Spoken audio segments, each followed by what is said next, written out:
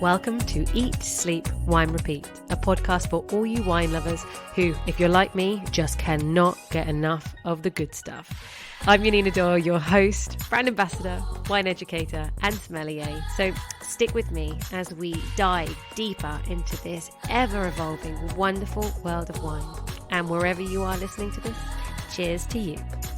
Hello, wine friends, and welcome back to part 2 with wine writer and part-time winemaker Chris Boyling. So thanks to people like Chris who are always trying to push the boundaries with lesser known varieties, it keeps things super interesting in the world of wine. And so you're going to hear about Chris's crazy winemaking projects today, and we will have some fun touching on grape varieties that I'm sure you've never heard of.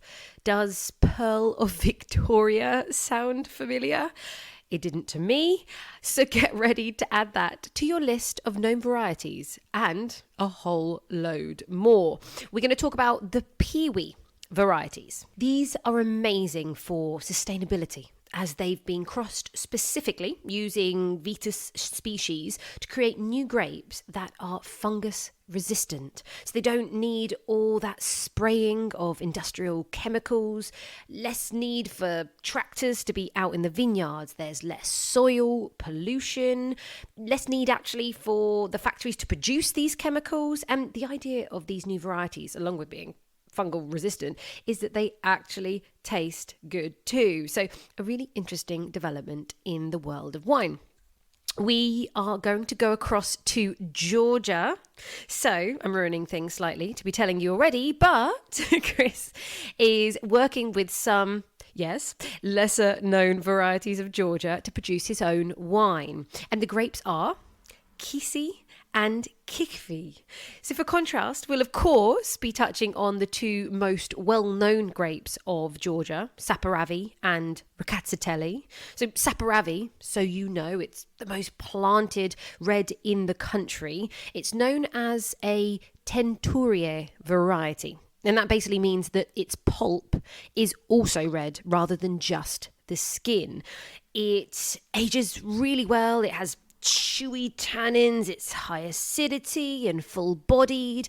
Typically you're going to find blackcurrant, blackberry, licorice notes and maybe some coffee in there, a little bit of earthiness and perhaps a smoky nature. Whereas Rkatsiteli is the white grape variety, and it can be made either as a single varietal wine or, interestingly enough, it is often blended with two other varieties that we've already mentioned, so Kisi and Khikhvi. Now, Rkatsiteli on its own can be quite neutral, but if yields are low enough and it's from a good site and aged, of course, in stainless steel, you can get these aromas of quince, some apple, bit of citrus nature. It's a really refreshing wine because it has good acidity. And that's what also makes it great to age in Qvevri on its skins. And if done this way, you're then going to get flavours of dried apricots, honey, some sweet cooking spices, and of course, a moderate tannin grip because of the time on the skins. Now, you can't talk about Georgia without talking about those Qvevris. These are the clay pots that get buried in the ground. And so Chris is going to talk about his personal experience working with them. How do you clean them when they are staying in the ground? Well, he'll explain how, quite a good story, and also more modern techniques that are being used to submerge the cap. Now, if you don't know what that is that I've just said, you will by the end of this podcast. So, if you are ready to learn about an obscure grape variety or two, let's go. I would like to talk about your COVID dream of making, ready? 9 wines in 5 countries in 1 vintage. That's crazy. I mean, yeah. Yeah. So during COVID, when I couldn't travel, and I think travel is one of my passions, I sort of had this idea, well, one of the things I had to cancel was a trip to Georgia, where I was going to learn about winemaking in Qvevri. And that was put on hold during COVID. But while I was sitting there, for 2 years, not travelling, cancelling all these flights, I thought, what I'd really like doing is these experimental wines. And I like, that idea of teaming up with a winemaker somewhere, learning from him, but writing articles, by getting my hands dirty. And it sort of snowballed because I thought of all these different producers that I could work with or that I'd like to work with. And I approached them and they all said yes. So it was quite a hectic, probably 2 months. I left home on August the 28th and didn't get back until October the 20th. Okay. And all that time I was charging around making wines in different countries. In the end, I made 8 wines in 4 countries. Which is not bad. In one vintage. Now, 2 of those wines are my own, from my own little vineyard in Slovenia. The rosé from some Pinot Noir vines, and then a little from my field blend, which is mostly Lashki Riesling with a bit of Ship-on ferment. So those won't be released there, it's really for family and friends who come to the vineyard, because I'm not really there to look after them and I don't want the responsibility of getting them all checked and doing all the paperwork for them. So the 6 wines I will be releasing, and, I've teamed up with really good winemakers so they can help me and they can look after things. And, I know the wines at the end are going to be great, or as good as they can be. They've got my... so they're all unique wines. Yeah, you love your interesting varieties, don't you? Yeah. So the main thing with this was to help promote lesser-known grape varieties from lesser-known regions. I just wanted to make life difficult for me, hard to sell, using varieties like Pearl of Victoria, which no one has heard of. I've never heard of. So you stop right now and tell me, what is Pearl of Victoria and where did it come from? So, my first wine was a sparkling wine. So went to Hungary. Now, we're in Hungary now. Okay. Yeah, Etyek, which is quite close to Budapest. It's probably like 40 minutes from Budapest. It's the first DOC for sparkling wine in Hungary. Okay. So it's a really good region for sparkling wine, but they're going with the traditional grape varieties, Pinot Noir, Chardonnay, Pinot Gris and Pinot Blanc for sparkling wines. But I'd met this guy there, and he had 2 really interesting varietal sparkling wines. One was Gruner Veltliner. Oh, wow. From the days when Hungary was part of the Austro-Hungarian Empire. So it was planted then. So, it'd been there a long time. But I thought his sparkling wine from Gruner Veltliner was fantastic. That sort of peppery finish. Oh, nice. And a sparkling. Was really, really showed the variety. And, I haven't had many sparkling Gruner Veltliners, but that was special. And I'm assuming not much time on lees, if any, maybe Charmat method? Is he making it kind of clean and fresh? No, it's traditional, classic method. Oh, traditional method, okay. Yeah, right. No, champagne method. Okay. And then he also had this wine, which I couldn't taste then because he doesn't make a lot of it, from Pearl of Victoria. Right, and here we go. So, like you, I'd never heard of it before. I Googled it, nothing came up. But he told me it was created in the 1960s in Hungary for sparkling wine. And a few experimental plots were planted, but it never really took off. But he loves it. Did he happen to know where the crossing came from? So, it's a crossing between a table grape, Pearl of Shaba. Okay. And Say Villard 12375. Something that one. like that. Oh, of course.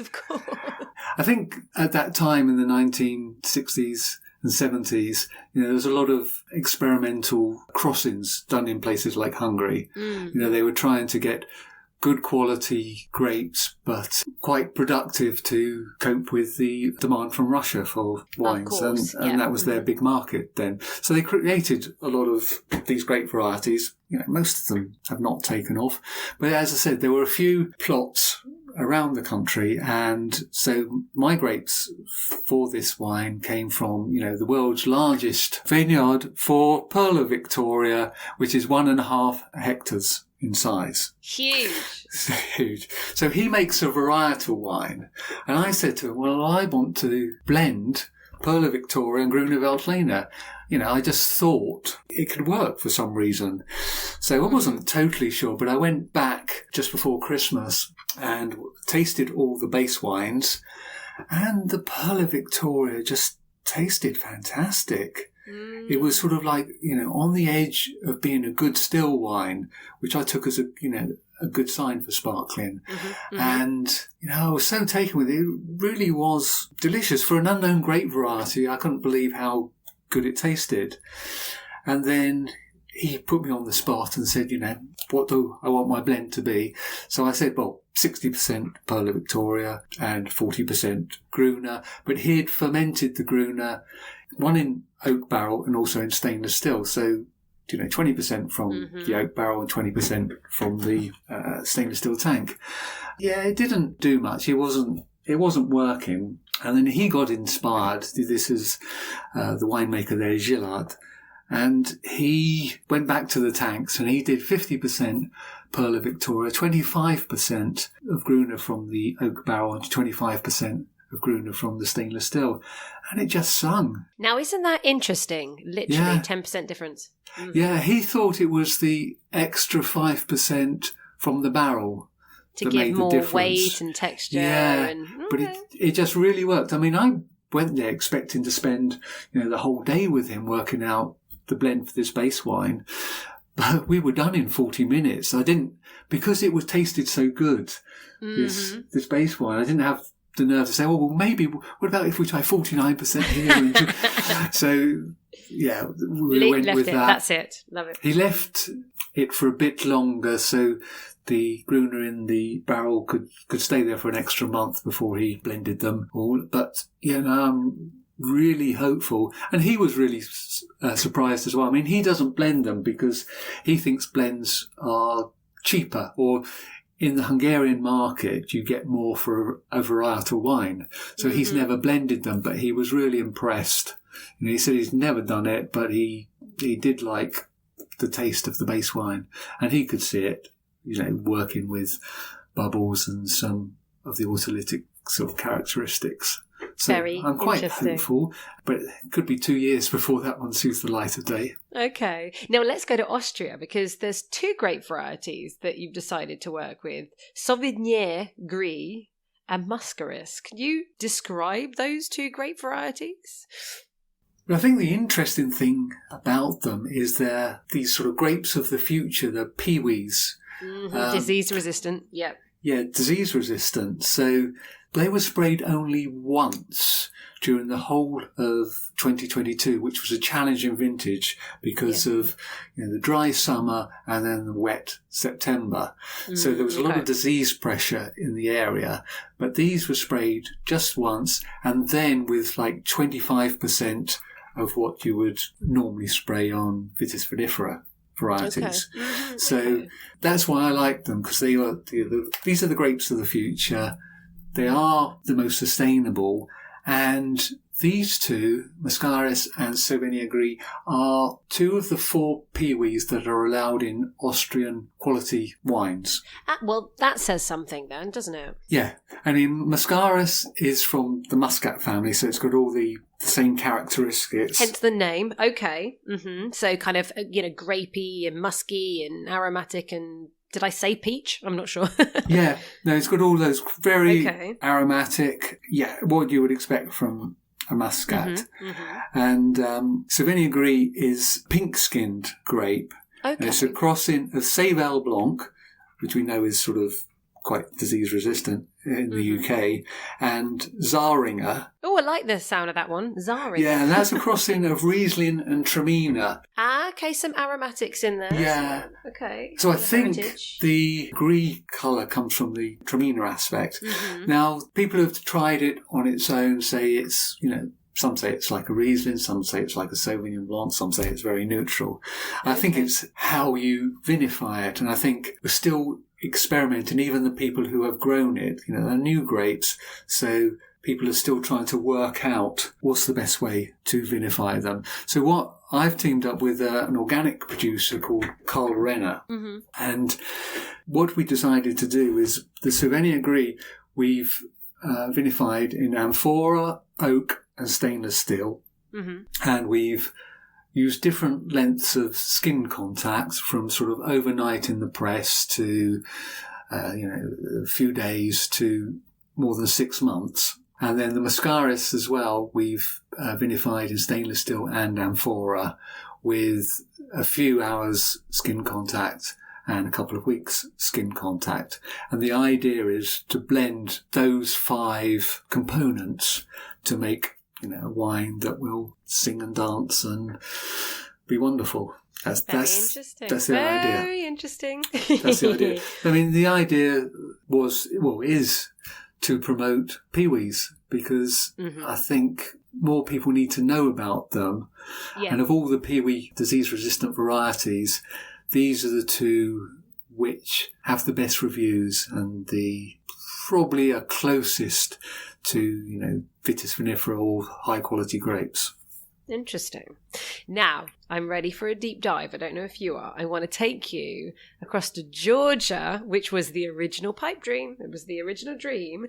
And you've ended up are you making 2 wines or a blend of the grape varieties? I've written them down. Kisi and, how do I pronounce this one?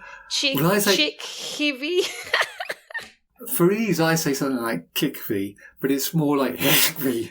Okay, well, let's say Qvevri. It's sort of, you sort of like clear your throat and then say it. I haven't got to grips with the pronunciation of that one. May I remind everybody to go to my show notes. There will be a link to the transcript and you will see all of the spellings. You'll have the full transcript so you can follow along and look up these varieties. Okay, so Khikhvi and Kisi. Kisi we like easy. Kisi. Loving the Kisi. It's probably 80% Kisi. Okay, so it's one wine. So what is Kisi? They're both aromatic white wines. They're very similar, and they actually, these were a field blend. They were growing together, and I think it was quite common then, to put similar grapes together. Again, it was for the Russian market. They were, just growing varieties. I mean, most of Georgia is either Saperavi or Rkatsiteli, the white and the red. And, more than 90% of the grapes grown or harvested in the country are those 2 varieties. But you have a few local grapes that were saved because people were allowed to make their own wines, even when Georgia was making a lot of industrial wines for the Russian market. For home consumption, people would have their own little plots and their own Qvevri and make their own wines.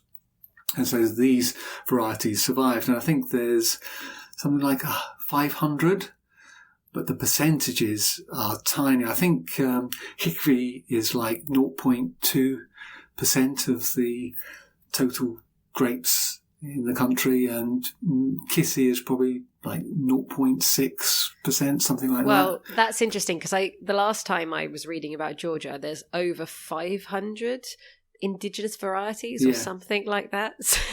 Yeah, but they're tiny.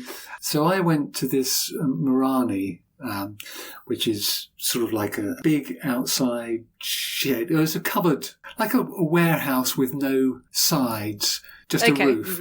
And they've got probably like 30 Qvevri sort of buried in the ground there. But at this place, they have planted 420 of the varieties to test them in an experimental vineyard. Okay, that's very, very cool. So we need to listen to more Georgian varieties then, right? Listen out for. They've got so much potential. When I went there was a variety called Krakuna. Which now that's a cool name. Yeah, I can say that one. So that's why I wanted to actually make a wine from Krakuna. Because I think it's a great grape, but it's not as well known as some of the other Georgian varieties. But when I got that, because of all the winemaking in Europe, I got there quite late. And even the Saperavi, the red wines, were being fermented. And I didn't want to do Saperavi because, there's a lot of it around and I've got this calling or something to promote grapes that no one has heard of, but grapes that I think have great potential. So I was a bit stuck, and anyhow, the people I was working with, Teliani Valley, they found this old field blend up near the mountains, and we got the grapes, we harvested them, 204 crates, and we unloaded them into 2 Qvevri to ferment. And then after the fermentation, they put them into 1 Qvevri. So I've got 1 Qvevri sitting there, and these grapes will be sitting there on skins probably to the end of February, beginning of March. So 6 months on skins and in a Qvevri, which is, surprisingly, that's the traditional way, but generally, most of the wine that comes out of Georgia is made in stainless steel tanks. It's not now, is it? So let's talk about that. I didn't want to interrupt you, but let's look at the Qvevri tradition, which is actually, it's now a tiny percentage of the wine made, but this is a UNESCO, it's not a heritage site, but it's because of intangible heritage, it has that UNESCO stamp, doesn't it? So Can you describe to somebody who is going, what the hell is Qvevri? Yeah, it's just a big, giant clay pot buried in the earth. It's probably, the ones I'm using are about 1,000 litres capacity. That is typical, isn't it? That's typical in size. Yeah, I think that's it's a manageable sort of size. So I know that they can be as small as 50 litres, but that is really small. Yeah. Yeah. It seems to me like about the appropriate size. When a guy jumped in to clean it for me, the one I was using, and he could stand in the bottom and reach everywhere without any need for anything artificial, any scrubbing brushes. He could do it with his hands, and he could lift himself out and lower himself in on his own. That's so cool. How do you cleaning? I find the fact that these are basically, for everybody who's confused about amphora, because amphora is also a clay pot, the big difference is simply amphora is not buried in the ground, to put it simply. So these clay pots are buried in the ground, Qvevris. So cleaning for me must be really difficult. And these have to be cleaned because otherwise you're going to have crazy bacteria issues. So what do they do? So most of the year they're filled with wine, so that obviously protects them. And then just before the next harvest, you get it out, you bottle it, or you put it in a stainless steel tank. But, the people I was working with there was scrupulous about cleanliness. Even though we're making an orange wine, they don't want any faults or off notes or anything. So when I arrived, there was this guy, a young lad, and he looked like he was in a hazmat suit. He was dressed up, looked like he was going to fight some chemical spillage. And 3 other guys were sort of like hosing him down and scrubbing him with a brush and, cleaning the bottom. I saw this video on your Instagram and I think it was fascinating. Yeah. And then when they've scrubbed his boots, so he doesn't put them down on the ground, someone gives him sort of like a piggyback to the edge of the Qvevri, and he then sort of stood on the edge, the rim, and then lowered himself down. And he cleaned it with this sort of like caustic soda solution, and then it was cleaned with like a citric acid solution, and then it was rinsed with an ethanol solution. Wow, okay. And then to make sure there was nothing left, there was a guy with a pole and a sponge on the end getting these clay jars. They have a little pointed bit to collect the seeds. At the bottom. Right at the bottom. So he was putting the sponge in there to make sure all the water was out. How long did that take for one cleaning session? One clay pot to be cleaned, one Qvevri? I don't know. I was so fascinated. Time went quite quickly, but it must have been like 40 minutes or so. Oh my God, for one clay pot. I think there was some sort of breaks between each of those 3 stages, so that they let the ethanol do its thing before they rinsed it out, and even between getting the last drips out of the bottom, he would wait 10 minutes before going back, so that any water would have sunk to the bottom. So it's hard to tell exactly how long it was, but it was thorough. Fascinating. Now, because I've not seen this actually in action, so how do they in modern day winemaking, we pump things everywhere when we need to, nice and easy. How are they extracting the juice from a Qvevri? No, they used a pump. Yeah, it was quite modern. Use a Yeah, pump. I mean, I think back in the day it was sort of what would they have buckets and done? things, Oh, buckets God. and ladles. But Yes, okay. no, it was too much hard work, so it was pumped. So the grapes, they were destemmed, but they were pumped in whole.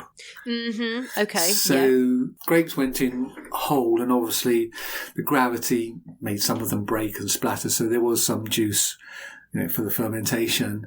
And what was surprising was that the cap of these fermenting Qvevris, it was so thick, and it's such a workout to punch push it down. Oh my gosh. It took about 40 minutes, but I was exhausted after it. Fortunately, there were a lot of young lads there doing it. But I suppose for people to think about this, what's the diameter of that top of a Qvevri? Mathematically, I'm thinking probably 30 centimetres? Yeah. Maybe? The top is quite small, yeah. So that means that whereas in a normal tank, when you're punching down the cap, and when we say cap, everyone, we mean the skins, basically, you're punching them down so that you can submerge the skins below the surface, so the colour, the polyphenols, the tannins, everything goes into the wine.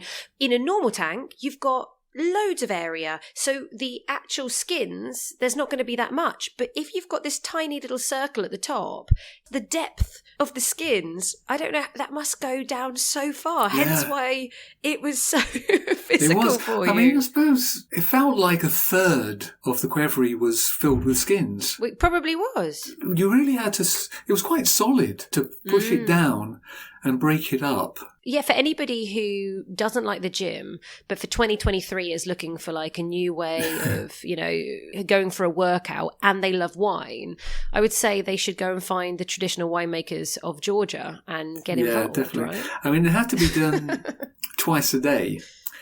But because I wasn't there, I saw this neat little contraption they had on the Saperavi that was next to the Qvevri I was using. And when I saw it, they let me taste this fermenting Saperavi. There were no skins on the top. Okay. And had they submerged the skins permanently? Yeah, they had this neat little thing. They had some oak staves. Okay. There was probably about 8 of them. Then they had them together in sort of like one thick block, and they shoved it in, and then they fanned it out like the spokes of a bicycle wheel. And it sort of fitted in the Qvevri, sort of like 18 inches or so below the top, maybe a couple of feet below the top.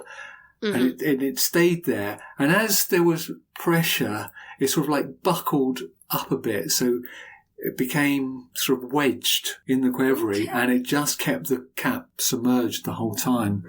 So so we've used quite a modern piece of thinking. Yeah, so that is obviously the modern way, because it's not something I've ever heard of. Although I find that intriguing with Saperavi, which for anyone who doesn't know, I think that translates to like red dye, because it is so inky. There is actually colour in the juice, not just the skins. So it's intriguing that they would want to do such submersion of the cap, because it's going to be even more inky, even more purple in the glass, stain your teeth, right?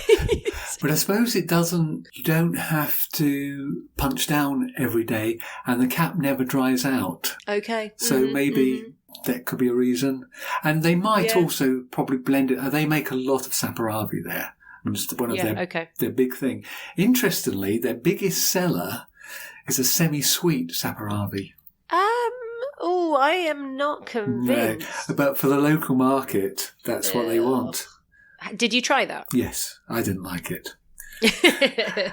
But in a lot of these places, they do like off-dry sweet wines. Yeah, the local market. And the local market were not into orange wines.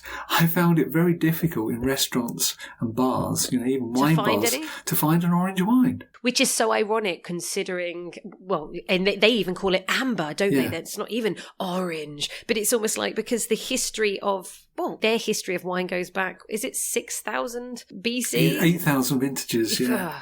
You know, and so they started with the Qvevris. They started with the amber wine, really. And so it's funny that no one in the country wants to drink it. We should probably touch on Saperavi just anyway, because we've said about that. Did you drink quite a bit of Saperavi when you were there? Yeah. I mean, it's one of my favourite reds. I mean, I love Pheasant's Tears. I will always mention that winery. I think they've done a fantastic job. And yes, you get that purple smile between your lips. You definitely need to check in the mirror after drinking, and your teeth and tongue will be the most purple black that you've ever seen in your life. But I love the concentration and the pure fruitedness of the wine. It's one of my favourite reds. I love it. And, you know, I've tried it from New York and I've tried it from Australia, and completely different, but just as lovely. Can I come back to Qvevri? Because actually I just realised that this is so unique. This is something that's very special to Georgia, and now around the world people are doing things. So let me ask you, because maybe you've heard more reasons and more explanations. What is the advantage? Obviously I know the temperature is one of them. There's the advantage of putting it under the earth, burying it, because it's a constant temperature. Is there any other advantages for being under the earth? That is the main one. It's just the controlled temperature. Obviously, it's easy to pump things into it, or even to use gravity to just tip things into it, and it works. And you're working at ground level, whereas you know, if you're in a winery, you have to climb tanks and things. So I guess traditionally, maybe practicality. Yeah, practical reasons. It keeps it nice and cool. It's easy to work, you know, especially when you're doing something quite physical, like punching down. You know, you can't do that from step ladders. It wouldn't be safe. So I think, practical reasons back in the day, but mostly for temperature control. Okay, yeah. And right now, compared to obviously the traditional way to fill a Qvevri would be with the skins and leave it, hence why the white wines would be coming out amber, and that's why it's happened. But is anybody using Qvevri there now where they don't just crush and fill, where they actually take the wine off of the skins if they're making a white wine? Is anyone bothering to do that? Or not at all? No, I think if you're using a Qvevri, people expect some sort of skin contact. I think there are different degrees, and we've taken some of the skins out, so we haven't kept all the skins in. When we transferred the two Qvevri, the fermentations, we did take some skin out just to make it a bit lighter. But no, I think you either have the stainless steel modern style or you have the traditional Qvevri style. Interestingly, they call the stainless steel sort of like the classic style, the classic method. They call that the classic? Yeah, but it's the European method. But I got a bit confused when people started talking about the classic method. But actually, you know, it's the classic European sort of modern way.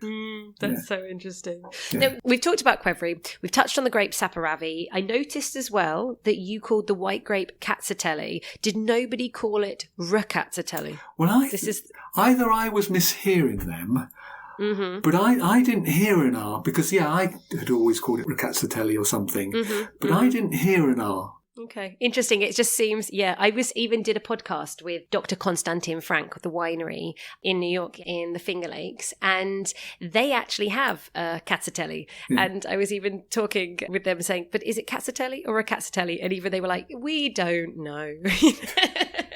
Nobody knows.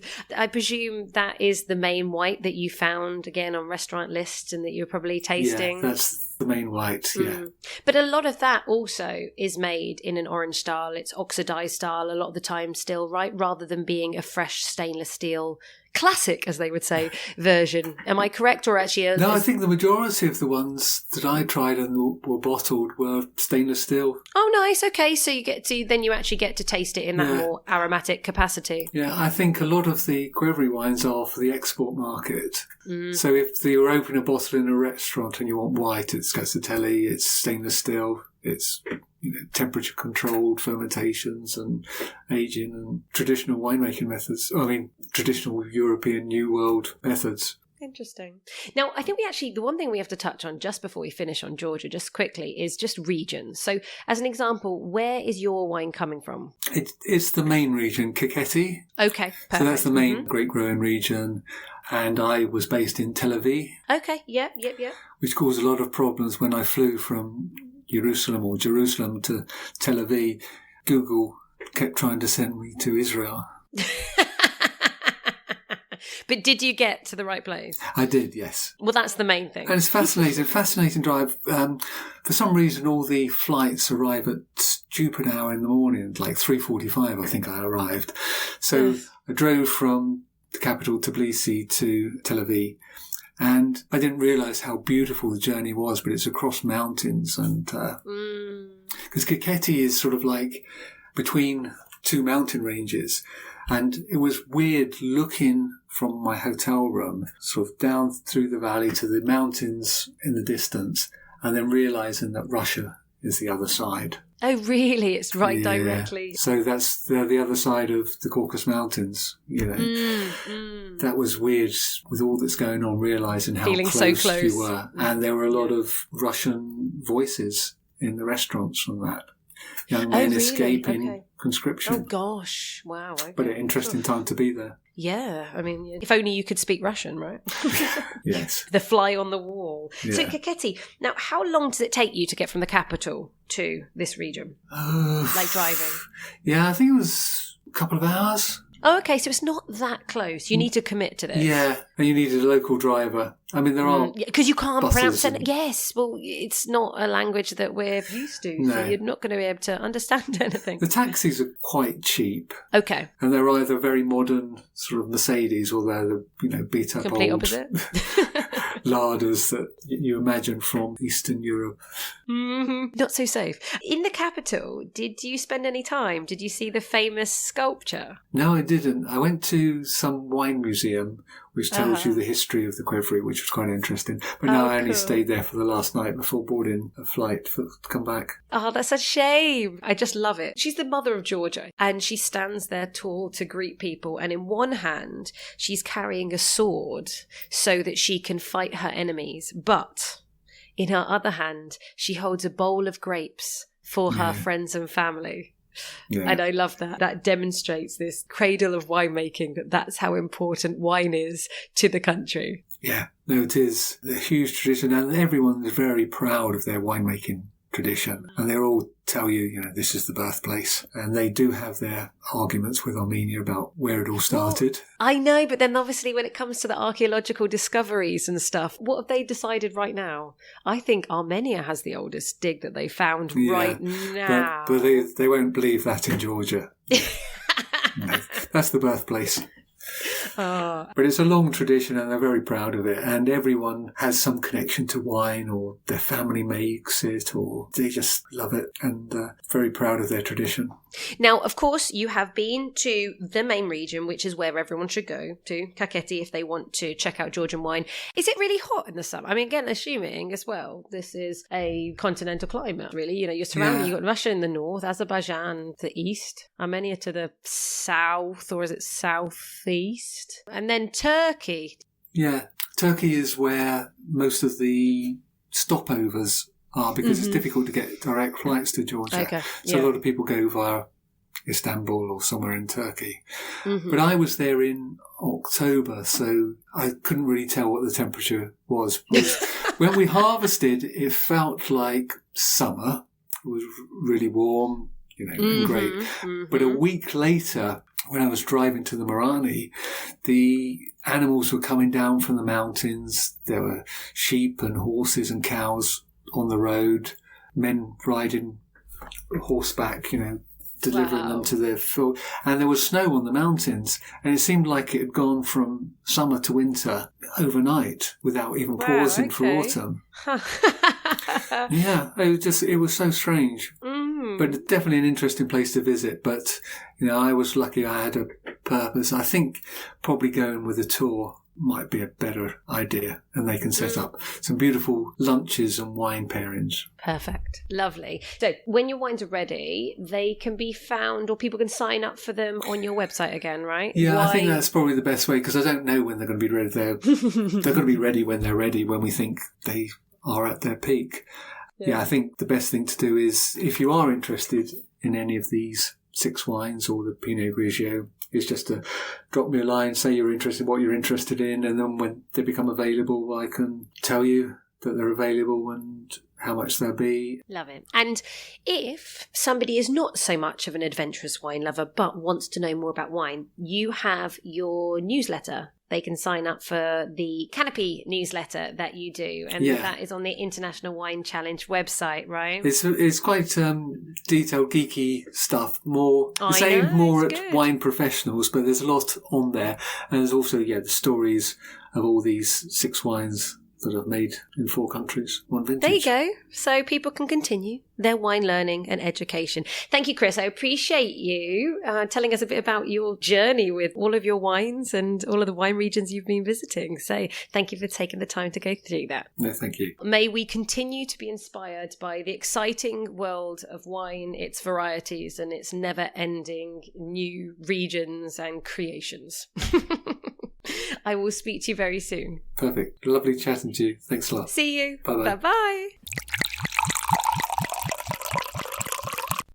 As I hope you will have gathered from this episode, Kakheti is Georgia's wine capital. It is found in the foothills of the Caucasus Mountains and is regarded by many as the birthplace of wine. Almost 75% of the grapes of Georgia come from here. So it's the region to get to know.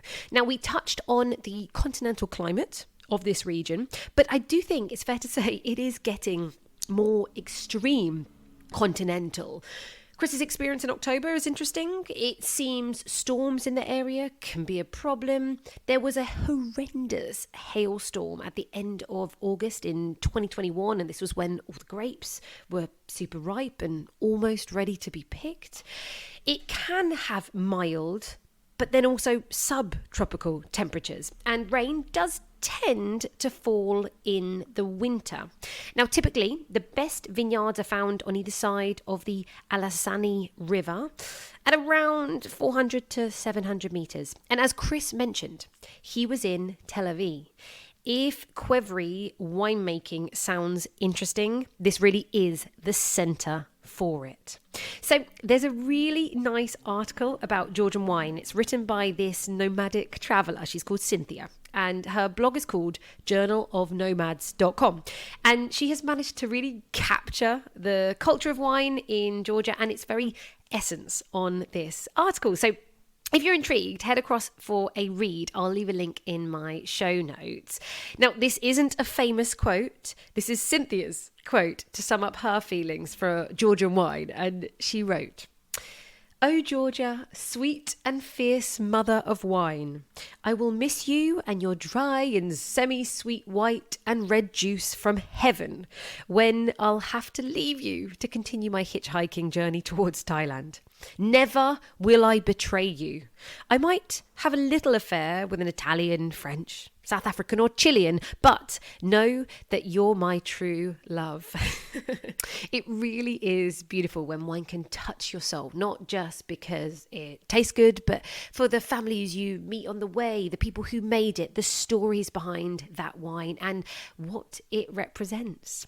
Now, letting you know what's coming up next week, back by popular demand, I was actually really shocked. Some of my most downloaded episodes have been my flashcard series. That's the deep dive episodes to help my wine friends take in their WSET diploma wine exams, but also for all of you who are ready to just get super wine geeky. Well, I am starting on the sparkling wines next week. So I am sure you will have no trouble finding yourself a bottle of fizz to drink along as you listen and absorb. I am sure bubbles will help with a person's creative juices, no? But for now, that is it for today. For those of you who are always getting to the end of this episode, you know what I'm going to ask you, as I appreciate the business of life always gets in the way, but please do pop across to your app that you're listening on and leave a review or a rating. It's the best way to show appreciation of these episodes, as the podcast will be shown to more thirsty wine lovers seeking to go deeper. Share, of course, with your wine-loving friends, and I will see you back here next Monday for some talk on bubbles. Until then, wine friends, cheers to you.